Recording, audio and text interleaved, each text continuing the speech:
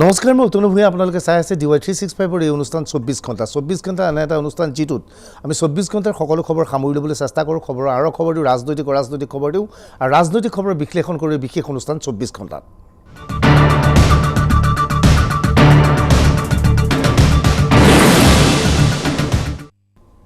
দিনটো বিহুৰ বহুত খবৰ পালে, কোভিডৰ বহুত খবৰ পালে, গতিকে আমি 24 ঘণ্টাত বিহু বা কোভিডৰ খবৰৰ পৰিৱৰ্তে ৰাজনৈতিক খবৰৰ ওপৰত বিশ্লেষণ কৰিবলৈ চেষ্টা চলাম। আমি আপোনালোকক প্ৰথমেই লৈ যাব বিচাৰিছোঁ ৰাজস্থানৰ জয়পুৰৰ এখন পঞ্চতাৰকাযুক্ত হোটেললৈ। এই হোটেলখনলৈ মন কৰক, এই হোটেলখনৰ নাম হৈছে ফায়াৰমেন হোটেল। এই হোটেলখন ৰাজস্থানৰ জয়পুৰৰ পঞ্চতাৰকাযুক্ত এই হোটেলখন ফায়াৰমেন হোটেলত এতিয়া বাহৰ পাতি আছে AIDFৰ অসমৰ পৰা যোৱা প্ৰায় 22জনকৈ প্ৰাৰ্থীয়ে।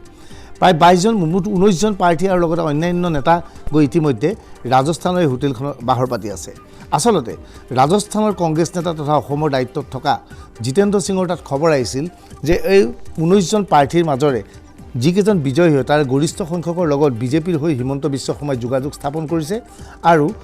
ফলাফল ঘোষণাৰ পিছতেই এই 19জনৰ প্ৰায় 9জনৰ পৰা 10জনক বিজেপিলৈ লৈ অনাৰ প্ৰক্ৰিয়া আৰম্ভ কৰিছে হিমন্ত বিশ্বই। লগে লগে জিতেন্দ্ৰ সিঙৰ তৎপৰতাত এই আটাইকেইজন বিধায়কক আজি লৈ যোৱা হৈছে নতুন দিল্লীৰ পৰা ৰাজস্থানলৈ। ৰাজস্থানৰ এই হোটেলখনত একোটা কোঠাৰ ব্যয় 12,000 পৰা 14,000 টকা আৰু তেওঁলোকৰ সমস্ত ব্যয় বহন কৰাৰ দায়িত্ব লৈছে ৰাজস্থান কংগ্ৰেছে, মূলতঃ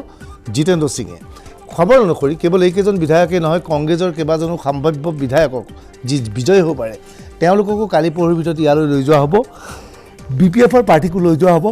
জিতেন্দ্ৰ সিঙৰ মতে তেওঁলোকে যি ধাৰণা কৰিছে কংগ্ৰেছৰ মহাজোঁটে অসমত 64 পৰা 70খন আসন পাব, সেয়েহে হিমন্ত বিশ্ব শৰ্মাই মহাজোঁটৰ একাংশ প্ৰাৰ্থীক বিজেপিলৈ নিবলৈ চেষ্টা চলাইছে। কিন্তু ইয়াত প্ৰশ্ন হৈছে যে AIDFৰ প্ৰাৰ্থীক বিজেপিলৈ নি কিবা লাভ হ'বনে বা AIDFৰ প্ৰাৰ্থীয়ে বিজেপিলৈ যাবনে? ধৰি লোৱা হ'ল ধিং সমষ্টিৰ বিধায়ক আমিনুল ইছলাম। আমিনুল ইছলামক বিজেপিত জইন কৰোৱা হ'ল। 6 মাহৰ পিছত আমিনুল ইছলামক ধিং সমষ্টিৰ পৰা বিজেপিয়ে বিজয়ী কৰিব পাৰিব নেকি? স্বাভাৱিকতে নোৱাৰে। গতিকে বিজেপিয়ে যদিহে এই মহাজোঁট বন্ধনৰ পৰা মানুহ উঠাব বিচাৰে তেনেহ'লে AIDFৰ নহয়, স্বাভাৱিকতে কংগ্ৰেছৰ তেনে প্ৰাৰ্থীক বিচাৰিব যিসকল হিন্দু অধ্যুষিত সমষ্টিৰ পৰা বিজয়ী হৈ আহিছে। যি কি নহওক, ৰাজস্থানৰ এই হোটেলখনৰ দায়িত্ব লৈছে ৰাজস্থান কংগ্ৰেছৰ ৰাজস্থান বিধানসভাৰ মুখ্য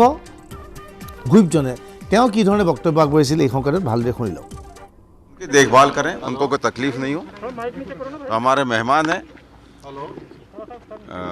आज आए हैं, उनकी हम देखभाल कर रहे हैं, उनको किसी प्रकार की तकलीफ नहीं हो, इस बात का ध्यान रख रहे हैं। कितने लोग आएंगे और कितने कब जाएंगे इसका मुझे भी और पता नहीं है, कोई अंदाजा नहीं है। फरोख्त की कोई आशंका लग रही है सर आसाम में अभी? भारतीय जनता पार्टी केंद्र सरकार में रहते खरीद फरोख्त की आशंका तो हमेशा ही बनी रहे। और आप बताओ नहीं बताओ, आप लिखो नहीं लिखो, वो तो एक अलग बात है, लेकिन खरीद फरोख्त कैसे कैसे हो रही है सब आप सबको भी पता है, पूरे देश को पता है, पूरा देश देख रहा है। इसलिए भारतीय जनता पार्टी के केंद्र सरकार में रहते खरीद फरोख्त की हर प्रकार की संभावनाएं खुली हुई है। कितने विधायक लाए गए हैं, कितने प्रत्याशी लाए गए? AUDF के हैं या कांग्रेस के हैं? देखिए, हमने तो नेताओं से पूछा आप किसके हो, चुनाव लड़ रहे हो नहीं लड़ रहे हो, क्योंकि वहाँ से जो आए उसमें हमारा कोई दखल नहीं था। हमारी जिम्मेदारी यह है कि हम यहाँ उनकी देखभाल करें। 19-20 लोग करीब हैं, हम उनकी देखभाल करेंगे। ये कब तक ठहरेंगे ये हमें नहीं, इस बात का अंदाज़ा नहीं है, लेकिन जब तक भी ठहरेंगे हम उनकी देखभाल करेंगे। महेश जी, 1 महीना लंबा होता है, अभी तो रिजल्ट बहुत लेट आएंगे। कहना पता नहीं है कब तक ठहरेंगे। तो खर्च कांग्रेस वालों को भी लाया जाएगा सर? शेष निश्चित रूप से कांग्रेस पार्टी खर्चा उठाएगी। पहले भी कांग्रेस पार्टी ने जो आए हैं, हमारे मेहमान आए थे या हमारे राजस्थान के भी विधायक जब ठहरे तो कांग्रेस पार्टी ने ऐसे खर्चा उठाया था। आप कुछ भी कह सकते हैं, वो हमें जानकारी नहीं है, क्या होगा ये पता नहीं। यहाँ की जिम्मेदारी हमारी है, यहाँ हम पूरी देखभाल करेंगे। आए कहाँ से? आसाम से आए। सर आपको ये तो नहीं पता कहाँ से आए या कब कितने आए? नहीं, आसाम से आए, किस किस जगह से आए आसाम का ये पता नहीं है, क्योंकि फ्लाइट गुवाहाटी से आई ये पता है। सर कांग्रेस के हैं या AIDF? क्या ना, हम तो सबको अपना मेहमान मान रहे हैं, किसी पार्टी के हों, किसी भी दल के हों, किसी कोई ग्रुप के हों। राज्यों के भी इसी तरह से आएंगे, केरला? अगर हमारे पास तो जो ने कहा ना, जो आएंगे उनकी देखभाल करना हमारी जिम्मेदारी। पधारो हमारे देश। राजस्थान का नारा है पधारो नहीं हमारे देश। जितने लोग आएंगे राजस्थान के टूरिज्म के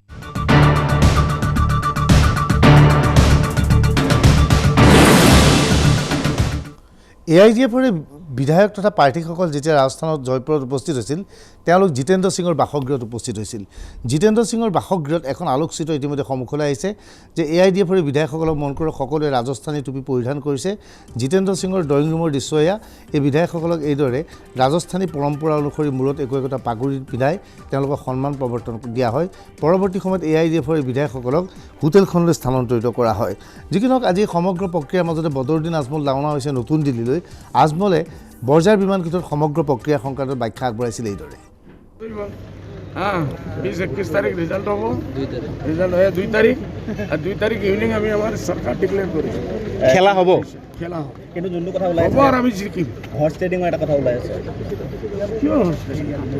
যিসকলৰ হেবিট আছে আগৰ পৰা হৰ্চ ট্ৰেডিং কৰা যিসকলে চেষ্টা কৰিব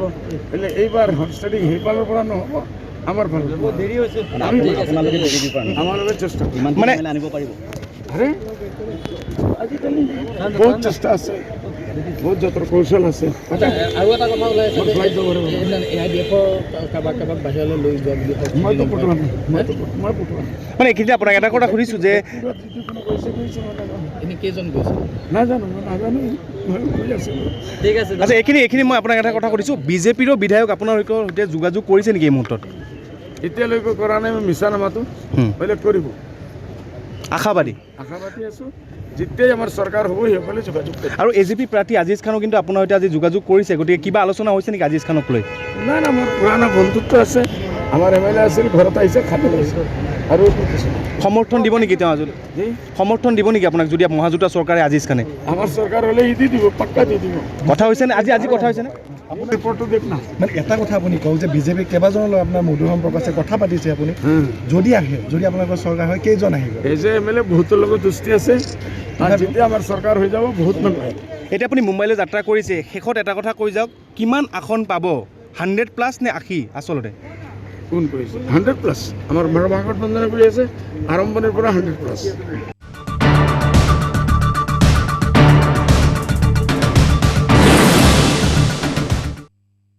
ইপিনে কেৱল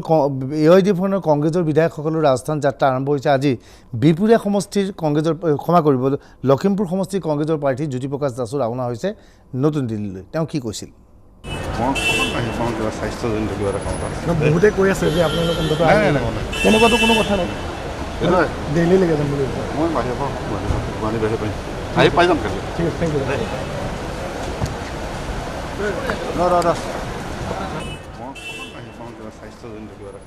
বহুতে কৈ আছে যে আপোনালোক অন্তত তেনেকুৱাতো কোনো কথা নাই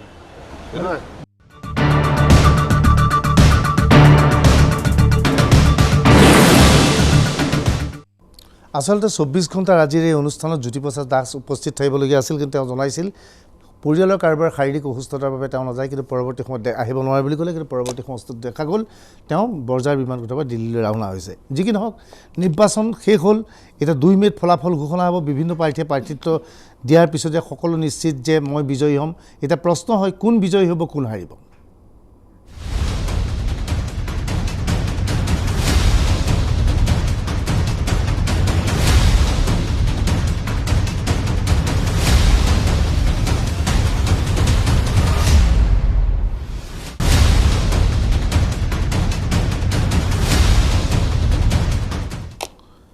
এই মুহূৰ্তত আমাৰ ষ্টুডিঅ'ত আছে এইবাৰ নিৰ্বাচনত প্ৰতিদ্বন্দ্বিতা কৰা তিনিজনকৈ প্ৰাৰ্থী তিনিজনেই এক শক্তিশালী দলৰ পৰা প্ৰতিদ্বন্দ্বিতা কৰিছে আৰু প্ৰথমবাৰৰ বাবে তেওঁলোক তিনিজনে নিৰ্বাচনত প্ৰতিদ্বন্দ্বিতা কৰিছে তেওঁলোকক আপোনালোকৰ সৈতে চিনাকি কৰি দিব বিচাৰিছোঁ আমাৰ মাজত আছে ৰহা সমষ্টিৰ পৰা এইবাৰ অসম গণ পৰিষদ তথা বিজেপিৰ মিত্ৰগোটৰ প্ৰাৰ্থী হিচাপে থিয় দিয়া বিষ্ণু দাস ডাঙৰীয়া তেখেতক স্বাগতম জনাইছোঁ আমাৰ লগত উপস্থিত আছে পশ্চিম গুৱাহাটী সমষ্টিৰ পৰা প্ৰতিদ্বন্দ্বিতা কৰা কংগ্ৰেছৰ প্ৰাৰ্থীৰ পৰা মীৰা বৰঠাকুৰ আৰু আমাৰ লগত আছে কমলপুৰ সমষ্টিৰ পৰা প্ৰতিদ্বন্দ্বিতা কৰা বিজেপিৰ দিগন্ত কলিতা এই আটাইকেইজনকে স্বাগতম জনাইছোঁ এই অনুষ্ঠানৰ বাবে মই আৰম্ভ কৰিব বিচাৰিছোঁ বিষ্ণু দাসৰ পৰাই যে বিষ্ণু দাস ৰহা সমষ্টিৰ পৰা আগৰ পৰাই আপোনালোকক প্ৰাৰ্থিত্ব দিলে সমষ্টি বিজেপিৰ দখলত আছিল আপুনি কিমান আশাবাদী যে সমষ্টিৰ পৰা আপুনি এবাৰ জিকিব পাৰিব মই আশাবাদী কাৰণ প্ৰথমতে অকণমান হিকাপ চেটাটো হ'বই কাৰণ তাত যিহেতু বিজেপিৰ এজন প্ৰাৰ্থী আছিলে সেইকাৰণে AGP দিয়াৰ কাৰণে প্ৰথমতে অকণমান খামখেয়ালি হৈছিল কিন্তু অতি কম দিনৰ ভিতৰত তেখেতসকলে মোৰ লগত সহযোগ কৰে আৰু মই সকলোৰে সহায় সহযোগ লৈ মই কামত হাত দিওঁ, আগুৱাই যাওঁ, লগে লগে ৰাইজৰ বিপুল মানে সহযোগিতা পাওঁ, আশীৰ্বাদ পাওঁ সকলো শ্ৰেণীৰ মানুহৰ। আৰু ক্ৰমান্বয়ে দিন যোৱাৰ লগে লগে মোৰ লগত ৰাইজৰ সংযোগটো ভালকৈ স্থাপন হয় আৰু শেষত মই ভাবিছোঁ যে মই বিপুল ভোটৰ তাৰ পৰা বিজয়ী হ'ম। কিন্তু এই সমষ্টিটোৰ যিটো সমীকৰণ তাত বৃহৎ সংখ্যক ধৰ্মীয় সংখ্যালঘু আছে, কংগ্ৰেছ AIDF একত্ৰিত হৈছে। এনে অৱস্থাত কংগ্ৰেছে দাবী কৰে যে এই আসনখন কোনো ক্ষেত্ৰতে AGPয়ে পাব নোৱাৰে, কংগ্ৰেছ AIDFৰ মিত্ৰগোটে পাব। আপুনি কি ভাবে যে সংখ্যালঘুৰ ভোট বিভাজিত এইবাৰ হোৱা নাই, তৎসত্ত্বেও আপুনি জিকিব পাৰিব? আচলতে তাৰ এটা হিষ্ট্ৰী আছে সেই ৰহা সমষ্টিটোৰ। ৰহা সমষ্টিটোত 3বাৰকৈ তাত AGP প্ৰাৰ্থী বিজয়ী হৈছে, মন্ত্ৰীও আছিলে তাৰ পৰা। তাত এটা AGPৰ বেছ অলৰেডি আছিলে, কিন্তু এইবাৰ যিটো মাইনৰিটি তাত ভোট আছে প্ৰায় 80,000ৰ ওপৰত, কিন্তু তাত AGPৰ এটা শক্তিশালী এটা তাত তৃণমূল পৰ্যায়লৈকে এটা ভেটি আছে। যিহেতু AGPৰ পৰা দিয়া হ'ল, সেইটো কাৰণে সেই মানুহখিনি আমি পাইছোঁৱেই। তাৰ উপৰিও মই এটা অকণমান ধৰ্ম নিৰপেক্ষ বেকগ্ৰাউণ্ডৰ পৰা অহাৰ কাৰণে মোৰ নিজৰ ব্যক্তিত্বৰ ফালৰ পৰাও মই বহুত সময়ত তেখেতসকলৰ যিবিলাক ধৰ্মীয় অনুষ্ঠানবিলাক হয় সেইবিলাকত মোক মাতিছে বৰ শ্ৰদ্ধাৰে। মই গৈছোঁ, ৱাজ কৰিছোঁ, তেওঁলোকৰ মাজত মই ধৰ্মসভা কৰিছোঁ। সেইফালৰ পৰা মই মানুহক এটা কানেক্ট কৰিব পাৰিছোঁ বুলি মোৰ গভীৰ বিশ্বাস। সেইফালৰ পৰা মই কমচে কম আশা কৰোঁ যে কমেও 10,000 আৰু অধিকন্তু মই 15,000 ভোট মই পাবলৈ সক্ষম হ'ম তাৰ পৰা। ঠিক আছে। মীৰা বৰঠাকুৰ, যে আপুনি পূব গুৱাহাটী সমষ্টিৰ পৰা প্ৰাৰ্থিত্ব আপোনাৰ নিশ্চিত আছিল, শেষ মুহূৰ্তত 5-6 দিন বা কেইদিনমান আগতে হঠাৎ আপোনাৰ ঘোষণা কৰা হ'ল যে আপুনি পশ্চিম গুৱাহাটী সমষ্টিৰ কংগ্ৰেছৰ প্ৰাৰ্থী। খবৰ অনুসৰি পশ্চিম গুৱাহাটীত আপোনাৰ প্ৰতিদ্বন্দ্বিতাও যথেষ্ট হৈছে, আমি টেলিভিশ্যনৰ স্ক্ৰীণত দেখিছোঁ। কি ভাবে যে এই সমষ্টিটোৰ পৰা আপুনি জিকিব পাৰিব নতুন প্ৰাৰ্থী হিচাপে? মই জিকা নিজাগাটো ৰাইজে নিৰ্ধাৰণ কৰিব, কিন্তু কম সময়ৰ ভিতৰত মই যিটো তাত মানে ফাইট দিছোঁ বা যিমানখিনি মই সমষ্টিটো একদম ইফালৰ পৰা সিমৰ 4 সীমা মই টাচ কৰিছোঁ, সেইটোৱে মোৰ কাৰণে মই বহুত ডাঙৰ হেৰি বুলি ভাবোঁ। আৰু তাত মই যিটো দেখিলোঁ, যিজন মোৰ প্ৰতিদ্বন্দ্বী অগপ দলৰ ৰমেন নাৰায়ণ কলিতা দেৱ, তেখেতৰ এণ্টি ইনকামবেঞ্চি বহুত আছে। 25 বছৰৰ যিবিলাক ব্যৰ্থতা, মানুহে সেই ব্যৰ্থতাৰ বিৰুদ্ধে ভোট প্ৰদান কৰিছে। গতিকে আপোনালোকৰ কেলকুলেশ্যনত কি আছে নাজানো, কিন্তু মই সুদীৰ্ঘ দিন ধৰক ৰাজনীতিৰ লগত জড়িত হৈ থাকি এটা বস্তু দেখিছোঁ, এইবাৰ তেওঁ প্ৰতিষ্ঠান বিৰোধী ঢৌ হিচাপে কংগ্ৰেছৰ সপক্ষে মানুহে ভোট প্ৰদান কৰিছে। গতিকে মই এটা আশা কৰিব পাৰোঁ, খুব বেছি ভোটত নহ'লেও মই 10-15,000 ভোটত হ'লেও লিড লৈ পেলাই জিকিম বুলি মোৰ এটা ধাৰণা কৰিব মই পাৰিছোঁ। আৰু কম সময়ত ৰাইজৰ যিটো অকুণ্ঠ সঁহাৰি পাইছোঁ, পাহাৰৰ পৰা একেবাৰে সমতললৈকে। গতিকে মই চাওক, আপুনি এটা নিৰ্বাচন খেলিতে পজিটিভলিয়ে যাব লাগিব, মই সদায় পজিটিভলিয়ে যাওঁ, কিন্তু ৰাইজে তেওঁৰ 25 বছৰীয়া ব্যৰ্থতা, সেই ব্যৰ্থতাৰ বিৰুদ্ধে প্ৰতিষ্ঠান বিৰুদ্ধে ভোট দিছে। দ্বিতীয়তে তাত বিজেপিৰ যিটো কেণ্ডিডেট নাই, বিজেপি যথেষ্ট সংখ্যক মানে সদস্যৰ মই ভোট পাইছোঁ। বিজেপিৰ বহু মানুহে মোৰ লগত যোগাযোগ কৰিছে, ভোট পাইছোঁ। AGPৰো বহু মানুহৰ মই ভোট পাইছোঁ। AGPৰ বহু মানুহ ডেইলি 50জন 100জনকৈ AGP ভাল বাঘা মানুহ মোৰ লগত জইন কৰিছে, সমষ্টিত মানে ভাল দখল থকা মানুহ। গতিকে মই AGPৰো ভোট পাইছোঁ, বিজেপিৰো ভোট পাইছোঁ। বাকীটো চাওক ওপৰৱালাৰ কথা, আপুনি এতিয়াই ক'ব নোৱাৰে। ৰাজবুকটো আই বিলিভ ইন ডেষ্টিনি, কপালত যদি আপোনাৰ ৰাজবুক আছে তেতিয়াহে আপুনি জিকিব। বাকী মই কিমান ভোট পাম ৰাইজে বুটাম টিপিছে, কিন্তু মই ৰাইজে ভোট দিব পৰাকৈ ৰাইজৰ ওচৰত যিমানখিনি পাৰোঁ মোৰ প্ৰচেষ্টাৰ মই কোনো ক্ৰুটি কৰা নাই। ঠিক আছে। মীৰা বৰঠাকুৰ, আপোনাৰ ওচৰত দিগন্ত কলিতাক লৈ বাৰু যথেষ্ট চৰ্চা আছিল। কমলপুৰ সমষ্টিত অগপৰ সত্যব্ৰত কলিতা আছিল, কিন্তু খবৰ অনুসৰি যে হিমন্ত বিশ্ব শৰ্মাই প্ৰায় বলপূৰ্বকভাৱে যে এই সমষ্টিটো বিজেপিৰ সমষ্টি, এই সমষ্টিৰ পৰা দিগন্ত কলিতাক দিব লাগে। হিমন্ত বিশ্ব শৰ্মাৰ ঘনিষ্ঠ ব্যক্তি AGPৰ এজন শীৰ্ষ নেতা সত্যব্ৰত কলিতাক আঁতৰাই আপোনাক টিকট দিলে। গতিকে আপোনাৰ সমষ্টিটো যদিহে আপুনি জিকিব নোৱাৰে, হিমন্ত বিশ্ব শৰ্মাৰ বাবে প্ৰেষ্টিজৰ বিষয় এটা। বহুতে কৈছে যে সেই সমষ্টিটোত কিশোৰ ভট্টাচাৰ্যৰ ভাৱমূৰ্তি আপোনাতকৈ বহুত ভাল, গতিকে কিশোৰ ভট্টাচাৰ্যই বহুত ভোট পাইছে। কি কয়? পোনপ্ৰথমে মই আপোনালোকৰ জৰিয়তে মই বিশেষকৈ কমলপুৰ ৰাইজৰ আশীৰ্বাদ লৈ, মোৰ মা দেউতাৰ আশীৰ্বাদ লৈ মই নিৰ্বাচনত প্ৰতিদ্বন্দ্বিতা কৰিছিলোঁ। মোৰ বিশ্বাস আছে কমলপুৰ ৰাইজে আমাক বিপুল ভোটত আমাক জয়যুক্ত কৰিব। আৰু কিশোৰ ভট্টৰ কথা, ডাঙৰীয়াৰ কথা যিহেতু কৈছে, মই নকলে নুলিয়ালোঁ হয়। পোনপ্ৰথমে তেওঁ নিজৰ সতীৰ্থক কি ধৰণে প্ৰহাৰ কৰিছিল মই কোৱা নাই, এই চেনেলবিলাকতে ওলাইছিল। সেইটোৰ প্ৰথম বিচাৰ কৰক। তাৰপিছত কোন ভাল কোন বেয়া আমাৰ সময়ত 2 তাৰিখ নিৰ্বাচন ৰিজাল্ট ওলাব, ৰিজাল্টত ইয়াৰ সঠিক সিদ্ধান্ত। কিশোৰ ভট্টাচাৰ্যই এতিয়াও দাবী কৰে যে সেই সমষ্টিটো তেওঁৰ বিজয় নিশ্চিত কৰে। আপুনি আচৰিত পাব, কিশোৰ ভট্ট ডাঙৰীয়া লাষ্ট 5 বছৰ কেইদিন কমলপুৰলৈ গৈছিল, আৰু মই আগৰ সময়টো ধৰাই নাই। মই 5 বছৰ কিমান দিন, 5টা বছৰ বিজেপিত জইন কৰাৰ পিছত কিমান দিন মই সমষ্টিত আছোঁ, এই বিষয়ে কমলপুৰ ৰাইজে ভালকৈ জানে। আৰু মোৰ ফেচবুক চালেও আপোনালোকে গম পাব বানপানীৰ সময়তে হওক কোভিডৰ সময়তে হওক বা আন যোৱা ইলেকশ্যনত সত্যব্ৰত কলিতা ডাঙৰীয়া যোনদিনাই টিকেট পাইছিল সেই দিনাৰ পৰা 2015ত একেবাৰে আজিৰ দিনটোলৈকে আমি একে সময়ত একে দিনে ৰাতি আমি কমলপুৰ সমষ্টিত ঘূৰি আছোঁ। কিন্তু সেই সমষ্টিত সত্যব্ৰত কলিতাই টিকট নোপোৱাৰ লগে লগে অগপকৰ্মীসকলে অসন্তুষ্টি ব্যক্ত কৰিছিল, সেই অগপকৰ্মীৰ সহায় সহযোগ আপুনি পাইছে? কথাটো এনেকুৱা, আমিও 2016ত ৰাজধৰ্ম পালন কৰিছিলোঁ, আমিও সেই সময়ত এৰি দিছিলোঁ, আমাৰ ল'ৰাই মুণ্ডন কৰিছিল, প্ৰথম বিৰোধ আছিল, পিছততো আমি প্ৰায় 80,000 ভোট দিবলৈ সক্ষম হ'লোঁ। এইবাৰো বিজেপিৰ সত্যব্ৰত কলিতা ডাঙৰীয়াৰ কাৰ্যকৰ্তাই আমাৰ লগত লাগিছে, কিছু আছে মতবিৰোধ, আমি এতিয়া আমি এইবিলাক কথা ক'বলৈ নাযাওঁ। সত্যব্ৰত কলিতাৰ সহায় আহিছিল নে নাই? কৰিছে, তেওঁ ঘূৰিছে, তেওঁ কিছুদিন লাষ্ট সময়ত 27, 28, 29 তাৰিখে তেওঁ গৈছে, তেওঁ অকণমান সময় ল'লে, কিন্তু মই সহায় পাইছোঁ। আৰু সকলোতকৈ ডাঙৰ কথা যে কমলপুৰ ৰাইজৰ আই মাতৃ দেউতাৰ বন্ধু বান্ধৱৰ সহায় পাইছোঁ, সেইটো আশীৰ্বাদ মোৰ সকলোতকৈ বেছি ডাঙৰ। ঠিক আছে, মই আকৌ বিষ্ণুদাসৰ ওচৰত যাওঁ যে বিষ্ণুদাস, যে সেই সমষ্টিটোত আপুনি কি পাইছে? বিজেপি কৰ্মীৰ সহযোগ পাইছে যে সেই সমষ্টিত বিজেপিৰ সমষ্টি আছিল, দেখা গৈছিল কংগ্ৰেছৰ প্ৰাৰ্থীগৰাকীও আগৰ প্ৰাৰ্থীগৰাকীও এইবাৰ নিৰ্দলীয়ৰূপে প্ৰতিদ্বন্দ্বিতা কৰিছিল, সেইখিনি লোকৰ সহায় পাই আপুনি বিজয়ী হৈ পাৰিবনে? কংগ্ৰেছে কিয় বাৰে বাৰে দাবী কৰি আছে যে ৰহা সমষ্টি আমি পামেই? কংগ্ৰেছৰ অংকটো মই বুজি নাপাওঁ আৰু অংকগণিতত মই ইমান বিশ্বাসো নকৰোঁ, বাইদেৱে কোৱাৰ নিচিনা, কাৰণ কপালটো ডেষ্টিনিটো সদায় ওপৰত। কিন্তু যিটো মই ৰেছপন্স, এটা মানুহৰ সকলোৰে এটা সোল পাৱাৰ থাকে, আত্মিক পাৱাৰ এটা থাকে, মানুহে মানুহৰ লগত কমিউনিকেট কৰা এটা সকলোৰে এটা হেৰি থাকে। তে মই যিটো মানুহৰ মাজত যাওঁতে যিটো কমিউনিকেশ্যন মোৰ ৰাইজৰ লগত হৈছে, আৰু এই যে যিজন আপুনি ক'লে যে নিৰ্দলীয় প্ৰাৰ্থীজনে আমাক জইন কৰিলে, সেইটোৰ পৰা মই বেনিফিটেড হৈছোঁ, কিয় তেওঁ ইছলামধৰ্মী মানুহৰ মাজত তেওঁৰ ভোট কিমান আছিল মই সেইটো কথা নকওঁ, কিন্তু অসমীয়া মানুহৰ মাজতো তেওঁ এটা বেছ আছিলে, সেই মানুহখিনি আমি সম্পূৰ্ণৰূপে পাই গৈছোঁ। আৰু সেইটো পাই যোৱাৰ লগে লগে হিন্দু ভোটৰ টাৰ্ণ আউটটো 90%ৰ ওপৰত আমাৰ ফেভাৰত আহি গৈছে। ভোটিং দেখা গৈছে মুছলমান জনসাধাৰণৰ ভোটিংটো বেলেগ, আপোনাৰ সমাজ হিন্দু জনসাধাৰণৰ ভোটিংটো কম, তেনে অৱস্থাত আপুনি ওলাব পাৰিবনে? মুছলিম সেইটোতো সদায়ে হয়, কাৰণ মাইনৰিটি এৰিয়াত সদায় ভোটিঙৰ যিটো পাৰ্চেণ্টেজ বেছি হয়, কাৰণ তাতে কি হয় মৰা মানুহেও ভোট দিয়ে। এতিয়া মই বহুত এনেকুৱা কমপ্লেইন পাইছোঁ উইথ মানে ৰেকৰ্ড, যে তাত কিছুমান যুৱকবিলাক গৈছে বাহিৰত গৈছে বহিৰাজ্যত, সেইবিলাকৰ ভোটিং তাত হৈ আছে, সেইবিলাক আমি আৰোপ দিছোঁ। যি কি নহওক, আমাৰ যিখিনি আমাৰ ভোট পৰিছে সেইখিনি তেওঁলোকতকৈ আমাৰ বেছি, আৰু তেওঁলোকৰ ভোটৰ এটা বিভাজন হ'ব কেনেকৈ AJP অলপ পাই আছে তেওঁলোকৰ পৰা, আৰু ৰাইজৰ দলেও পাই আছে, সেই বিভাজনটোৰ সুযোগটো আমি পাম। মইতো ভাবোঁ যে 10,000 পৰা 15,000 ভোট আমি পাম, 10,000 যদি পাওঁ, ইভিন 8,000 যদি পাওঁ, তাতে কমচে কম 5-6,000 ভোটৰ এটা ডিফাৰেঞ্চত মই আৰামছে ওলাই যাম। অৰ্থাৎ 5-6,000 ভোটৰ ব্যৱধানত আপুনি জিকিব পাৰিম বুলি আশা কৰিছে। গতিকে কংগ্ৰেছে সেই 5-6,000 বিশ্বাস কৰা নাই, কংগ্ৰেছে সেয়ে ভাবি আছে তেওঁলোক জিকিব পাৰিব। মীৰা বৰঠাকুৰ দেখা গৈছে যে সেই সমষ্টিত, আপোনাৰ সমষ্টিত যথেষ্ট সংখ্যক বঙালীভাষী লোক আছে, আৰু আপোনালোকৰ নিৰ্বাচনী প্ৰচাৰ সময়ত সকলোৰে ডিঙিত আমি নামানো বুলি গামোচাখন বান্ধি লৈছে,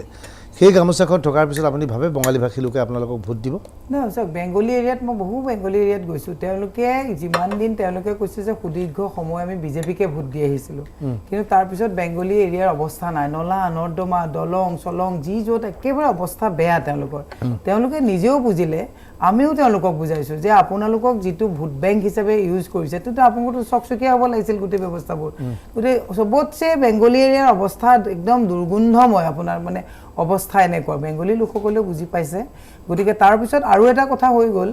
বেংগলী এটা ভোট বেংক কংগ্ৰেছৰো আছে, এনেকুৱা নহয় যে বেংগলী ভোটখিনি অকল বিজেপিৰে ভোট, কংগ্ৰেছেতো সেইটো সমষ্টি কংগ্ৰেছৰে আছিলে এটা সময়ত, গতিকে কংগ্ৰেছৰো ভোট আছে। গতিকে বেংগলী মানুহসকলৰ এটা পাৰ্চেণ্টেজ ভোট আমি পাইছোঁ, কিন্তু বেংগলী মানুহখিনি ভোট আছে 60,000 ভোট। তাৰ বাদে আপোনাৰ মেইন ষ্ট্ৰীম যিখিনি আমাৰ অসমীয়া হিন্দু মানুহ আছে সেইখিনি 70,000 ভোট আছে। বিবেক ভোট মই কৈছোঁ যে মই যথেষ্ট সংখ্যক বিবেক ভোট পাইছোঁ, য়াং ভোটাৰ্ছ যিবিলাক নিউ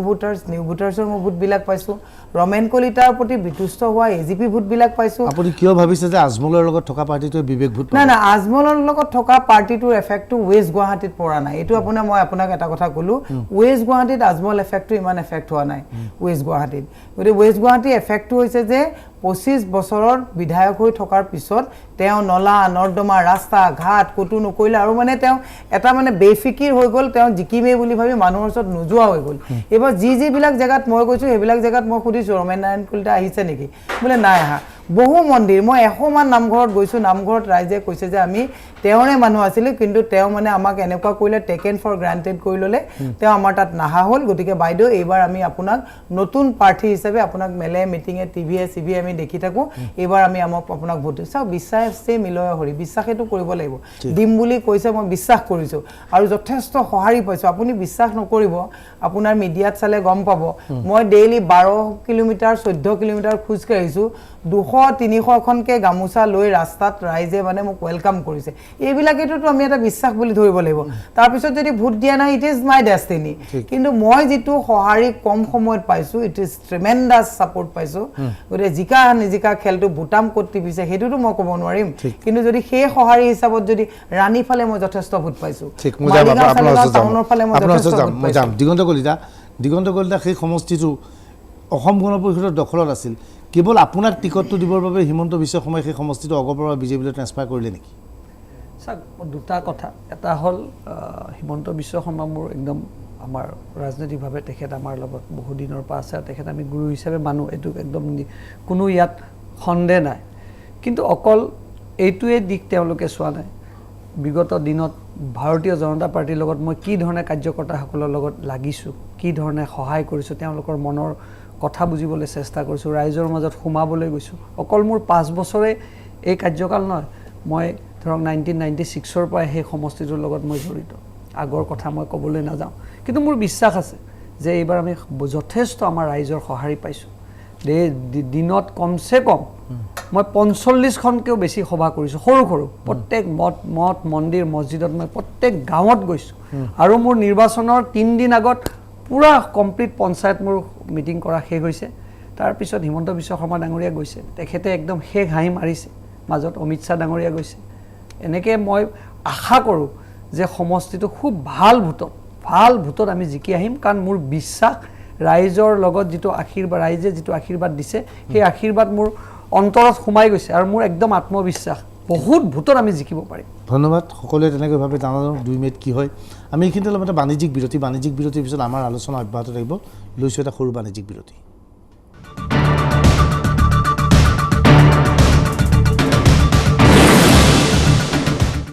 আমি কথা পাতি আছোঁ নিৰ্বাচনৰ সময়ত নিৰ্বাচন হৈ গ'ল এতিয়া 2 তাৰিখে ফলাফল ঘোষণা হ'ব এই সময়তেই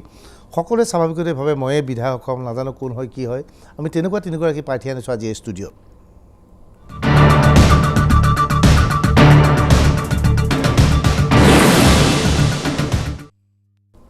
আমাৰ লগত আছে ৰহাৰ অসম গণ পৰিষদৰ প্ৰাৰ্থী বিষ্ণু দাস কংগ্ৰেছৰ ৱেষ্ট গুৱাহাটী প্ৰাৰ্থী মীৰা বৰঠাকুৰ আৰু কমলপুৰৰ বিজেপি প্ৰাৰ্থী দিগন্ত কলিতা মই মীৰা বৰঠাকুৰৰ ওচৰলৈ আহিছোঁ যে প্ৰশ্ন হৈছে মীৰা বৰঠাকুৰে লাগি আছে পূব গুৱাহাটী সমষ্টিৰ বাবে শেষ মুহূৰ্তত তেখেতক পশ্চিম গুৱাহাটীলৈ স্থানান্তৰিত কৰি দিয়া হৈছে তাৰ মাজতো আপুনি ভাবিছেনে যে পশ্চিম গুৱাহাটীত আপুনি প্ৰতিদ্বন্দ্বিতা কৰিব পাৰিছে ডেফিনেটলি ফাইটটো তুমুল ফাইট হৈছে আপোনাৰ ধৰক পূব গুৱাহাটীৰ পৰা গৈ পশ্চিম গুৱাহাটীত গৈছোঁ এনেকুৱা এটা জেগা হোৱা নাই ৰাতি 3টা বজাত গৈ দৰ্জাত যেতিয়া নক কৰিছোঁ যে দাদা মই মীৰা বৰঠাকুৰ আহিছোঁ চকু মুদি পেলাইছে এই মীৰা বাইদেউ আহিছে বুলি ৰেছপন্স এটা পাইছোঁ মই গতিকে মই আপুনি বিশ্বাস কৰিব মই সেই 13টা 14টা দিনত ৰাতিপুৱা 6টা বজাৰ পৰা ৰাতি 3টা বজালৈ ৰেছলেছলি মই যেটো মানুহৰ লগত সোমাইছোঁ ডেফিনেটলি প্ৰতিদ্বন্দ্বিতা হৈছে প্ৰতিদ্বন্দ্বিতা আৰু ইলেকশ্যনটো এনেকুৱা নহয় যে 5 বছৰৰ পৰা লাগি থকা মানুহ এটাই আপোনাৰ ইলেকশ্যনত জিকে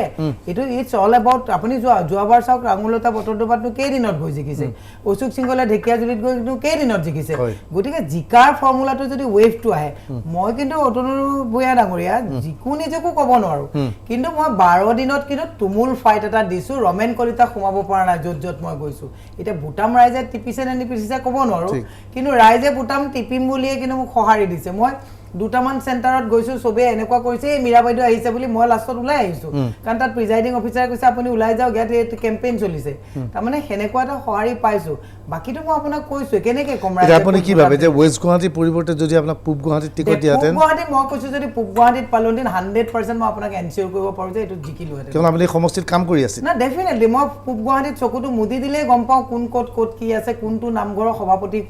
কোনটো মন্দিৰৰ ছেক্ৰেটাৰী কোন মই পূব গুৱাহাটীত একদম নখদৰ আপুনি কিমান দিন ধৰি লাগি আছিল ক'ত পূব গুৱাহাটীত মই ধৰক আপোনাৰ আজি 3 বছৰ ধৰি একাধিকভাৱে মই তাত লাগি আছো পূব গুৱাহাটীত আৰু কিন্তু পশ্চিম গুৱাহাটীত 13 দিন লাগিলো কিন্তু 13 দিনতো মোৰ লগত পশ্চিম গুৱাহাটীৰ কংগ্ৰেছৰ যিবিলাক পুৰণা কৰ্মী ঘৰত সোমাই আছিলে এটো কিন্তু আপুনি ক'ব লাগিব কংগ্ৰেছৰ যিবিলাক কৰ্মী যোৱা নিৰ্বাচনৰ পিছৰ পৰা কেৱল ঘৰতে লাগি আছিলে মই প্ৰথম হেমন্ত তালুকদাৰ ডাঙৰীয়া ঘৰত গৈছো হেমন্ত তালুকদাৰ ডাঙৰীয়াই কৈছে যে মই আপোনাক আশীৰ্বাদ দিছো মোৰ যিমানখিনি মানুহ আছে মই লগাই দিছো হেতু লেভেলৰ পৰা মই কিন্তু ষ্টাৰ্ট কৰিছো দেই সেই কথাটো আপুনি ক'ব লাগিব যিমানবোৰ পুৰণা ব্লকৰ প্ৰেসিডেন্ট মণ্ডল প্ৰেসিডেন্ট আছে সকলোকে মই উলিয়াই আনিব পাৰিছো হেতু কিন্তু আপোনাক ক'ব লাগিব প্লাস ডেইলি এজিপি আৰু বিজেপিৰ বহু মানে নেতাই মোক ৰাতি বৈঠক হৈছে তেওঁলোকে কৈছে যে আপোনাক আমি সহায় কৰিম এটা দেখা গৈছে যে বাকি সভাৰ লগত দিগন্ত কলিতা আছে কমলপুৰত অমিত শাহে ভাগ লৈছিল আমাৰ লগত বিষ্ণু দাস আছে তেখেতৰ ঘৰত অমিত শাহে অংশগ্ৰহণ কৰিছিল কংগ্ৰেছত এনে এটা অভাৱ অনুভৱ নকৰিলেনে যে যি ধৰণে আপোনালোকৰ কেন্দ্ৰীয় নেতৃত্বই প্ৰচাৰ চলাব লাগিছিল সেইদৰে চলোৱা নহ'ল মই মোৰ ক্ষেত্ৰত কি হ'ল এদিন প্ৰদ্যুৎ বৰদলৈ ডাঙৰীয়া মোৰ ৰেলী এটাত আহিছে ডেফিনেটলি তেখেতে খা খবৰ লৈছে ৰিপুন বৰা ডাঙৰীয়াও এটা ৰেলীত আহিছে কিন্তু মিটিঙতো আহিছে যথেষ্ট কিন্তু তাৰ পিছত কি হ'ল মোক বহুত নেতা তেওঁলোকে মিটিং কৰিবৰ কাৰণে দিছিলে কিন্তু মই ক'লো যে এতিয়া মই নেতাক আনি মানুহ গোটাই মিটিং কৰিলে মোৰ লছ হ'ব মোক ডোৰ টু ডোৰ যাবলৈ দিয়ক গতিকে মই দলে মোক সহাৰি দিছে মই দলক কৈছো যে এতিয়া মোক পাব্লিক মিটিঙৰ কাৰণে আপোনালোকে মোক প্ৰেছাৰ নকৰিব মোক যিমান পাৰো মানুহক ডোৰ টু ডোৰ যাবলৈ দিয়ক পাহাৰবিলাকত যাব দিয়ক সেইকাৰণে দলে মোক সহাৰি দিছে মইহে দলক কৈছো যে এতিয়া মোক আপোনালোকে কেইবাজনো নেতা দিল্লীৰ পৰা আহিছে মই তেওঁলোকক হাতজোৰ কৰি কৈছো যে আপোনালোকৰ লগত মিটিং অৰ্গানাইজ কৰিবলৈ গ'লে বহু জায়গা মোৰ থাকি যাব গতিকে হেতু দলক মই নুদুখো দলে মোক যথেষ্ট সাপোৰ্ট দিছে ঠিক আছে কিন্তু মই নিজাববীয়াকৈ ডোৰ টু ডোৰ হৈছো আপোনাৰ তাত কেইখন ডাঙৰ সভা হ'ল কোনে কোনে অংশগ্ৰহণ কৰিলে মোৰ তাত 3খন ডাঙৰ সভা হ'ল দুখনত আমাৰ মাননীয় ডক্টৰ হিমন্ত বিশ্ব শৰ্মা ডাঙৰীয়া আছিলে এখনত মাননীয় মুখ্যমন্ত্ৰী ডাঙৰীয়া আছিলে আৰু অতুল বৰা ডাঙৰীয়া আমাৰ সভাপতি মহন্ত ডাঙৰীয়া এক্সিকিউটিভ প্ৰেছিডেণ্ট এইকেইজনে মূল আমাৰ ষ্টাৰ কেম্পেইনাৰ আছিলে আৰু ইয়াৰ বিপৰীতে কংগ্ৰেছৰ কেনেকুৱা ৰেলী হৈছিল কংগ্ৰেছৰ ৰেলীটো মই এটাই জানো মানে তাতে ৰকিবুল হুছেইন ডাঙৰীয়া অহা বুলি গম পাওঁ আৰু প্ৰদ্যুৎ বৰদলৈ ডাঙৰীয়া অহা বুলি গম পাওঁ দিগন্ত কলিতা আপোনাৰ তাত কেইখন ৰেলী হ'ল কোনে কোনে অংশগ্ৰহণ কৰিলে মোৰ প্ৰথমখন কৰিলে নৰেন্দ্ৰ সিং তুমাৰ ডাঙৰীয়া কিশোৰ ভট্টৰ পঞ্চায়তত কৰিছোঁ প্ৰায় 5000 মানুহ হৈছে প্ৰথম দ্বিতীয় ৰেলী হ'ল মোৰ অমিত শাহ ডাঙৰীয়া নিজে গৈছে মোৰ নিজৰ পঞ্চায়তত তৃতীয় সভা হ'ল হিমন্ত বিশ্ব শৰ্মা ডাঙৰীয়া আৰু চতুৰ্থ দিনা একেবাৰে শেষৰ দিনা মুখ্যমন্ত্ৰীৰ সভা হোৱাৰ কথা আছিল কিন্তু শেষ দিন হোৱাৰ কাৰণে মই নোৱাৰিলোঁ তেখেতৰ সভাখন ৰাখিব সেইদিনা আমি প্ৰায় 1000 মান গাড়ী ওলাইছে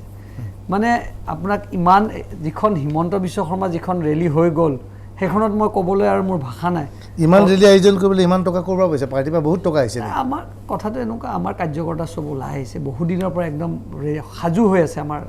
মিটিং কৰিবলৈ আমাক বিচাৰি আছে মিটিং প্ৰধানমন্ত্ৰী মিটিং বিচাৰিছিল আমি দিব নোৱাৰিলোঁ কাৰণ সেই সময়ত চিপাজাৰলৈ লৈ গ'ল আমাৰ কাৰ্যকৰ্তা আজি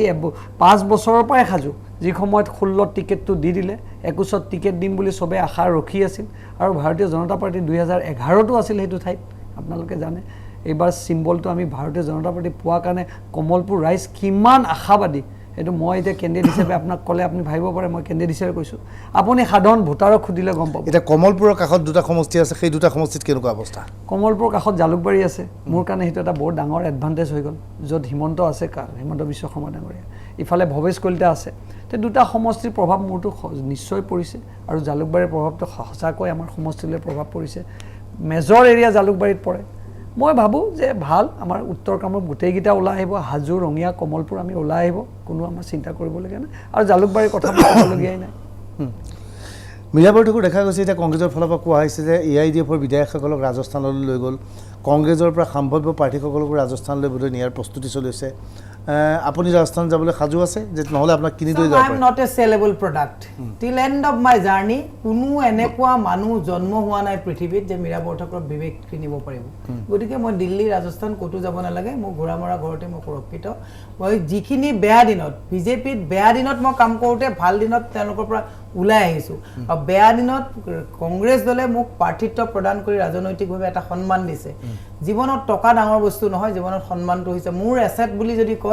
মোৰ স্বাভিমানটো হৈছে মোৰ এছেট গতিকে মই ক'তো যাব নালাগে ৰাজস্থান দিল্লী মই দিল্লীত একচুৱেলি অলপ হেল্থ চেকআপৰ কাৰণে যোৱা কথা আছিলে এতিয়া মই নাযাওঁ আৰু এতিয়া মই ইয়াতে ডক্টৰৰ লগত ট্ৰিটমেণ্ট কৰিম গতিকে মই আপোনাক এটা কথা কৈছোঁ till end of my life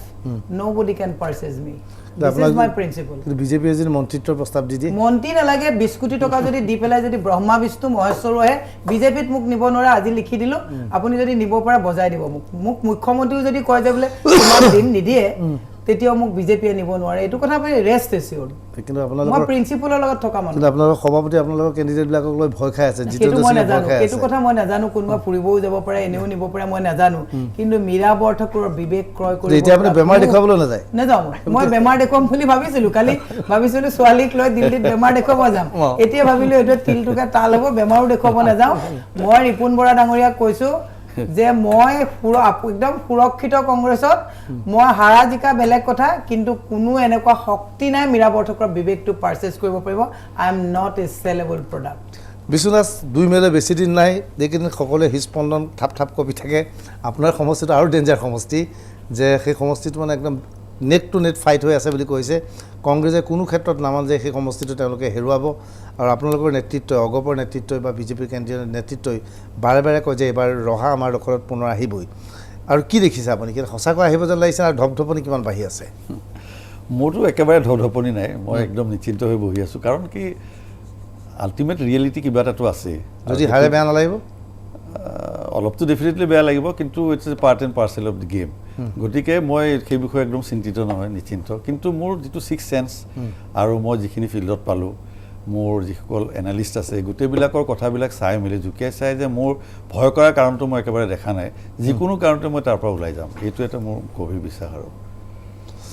মই সকলোকে ধন্যবাদ জনাইছোঁ মোৰ সময় প্ৰায় শেষ হৈ গৈছে কিন্তু মই এটা বাণিজ্যিক বিৰতি ল'ম বাণিজ্যিক বিৰতিৰ পিছত দেখুৱাম যে কংগ্ৰেছে জিতেন্দ্ৰ সিঙে ৰাজস্থানলৈ বহু নেতাক লৈ গৈছে আনকি হাগ্ৰামা মহিলাৰ নেতৃত্বাধীন BPFৰ প্ৰাৰ্থীসকলকো নিয়াৰ প্ৰশ্ন আহিছে এইখিনি মুহূৰ্ততে প্ৰমোদ বৰুৱাই প্ৰশ্ন কৰিছে যে হাগ্ৰামা মহিলাৰ লগত হৰ্চ ট্ৰেডিঙৰ কি প্ৰশ্ন জড়িত আছে কাৰণ তেওঁলোকৰ কোনো বিধায়কে জিকিব নোৱাৰে এনেই তেওঁলোকৰ ৰাজস্থানলৈ কি লাভ আছে সেয়া আমি দেখুৱাম এটা বাণিজ্যিক বিৰতিৰ পিছত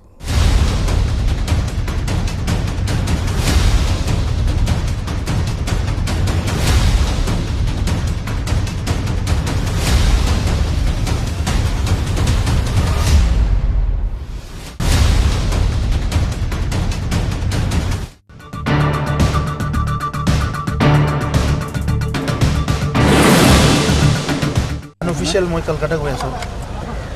কিহৰ কাৰণে গৈ আছে আচলতে কিবা একো নাই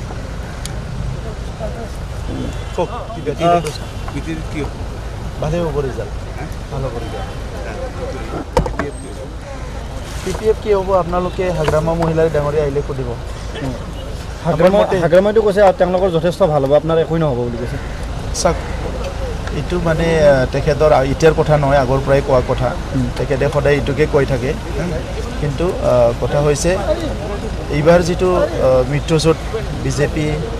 AGP আৰু UPPL ইয়াত মহাজোঁটৰ একো কাম নাই মহাজোঁটে এটা ডাঙৰ ফ্লপ শ্ব' কৰিব আৰু BTR অঞ্চলৰ যিটো চিট আছে এই চিটত BPFে এখনো আসন নাপায় আৰু বাকী মহাজোঁটৰ যিখিনি আছে কংগ্ৰেছ বা UDF তেখেতসকলৰতো তাত কেণ্ডিডেটে নাই গতিকে 12খনৰ 12খন আসন UPPL আৰু বিজেপিয়ে পাব কিন্তু হাগ্ৰামা মহিলাকে ধৰি মহাজোঁটৰ যিসকল প্ৰাৰ্থী আছে তেওঁলোকক আপোনাৰ বিভিন্নজনক আপোনালোকে হৰ্চ ট্ৰেডিঙৰ কাৰণে যোজা চলোৱা বুলি এটা অভিযোগ কৰি তেওঁলোকে নিজাববীয়াকৈ ৰখাৰ চেষ্টা চলোৱাৰ কথা এটা ওলাইছে এইটো ইমান যদি ভয় কৰে ৰাজনীতি কৰিব নালাগে আৰু ইমান ভয়কৈ চলিলে কেনেকৈ হ'ব